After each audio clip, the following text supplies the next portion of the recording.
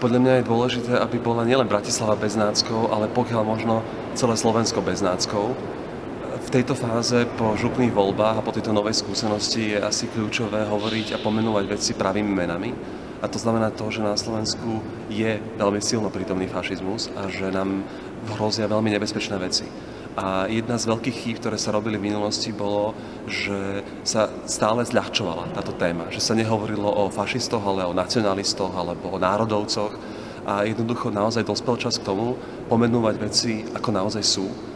Hovoriť o nebezpečenstvách, o rizikách a snažiť sa aktívne zapájať, kriticky myslieť, uvažovať, nenechať sa manipulovať, nenechať sa klamať a skutočne nebyť ľahostajný voči tomu, čo sa deje v krajine a čo nám reálne hrozí.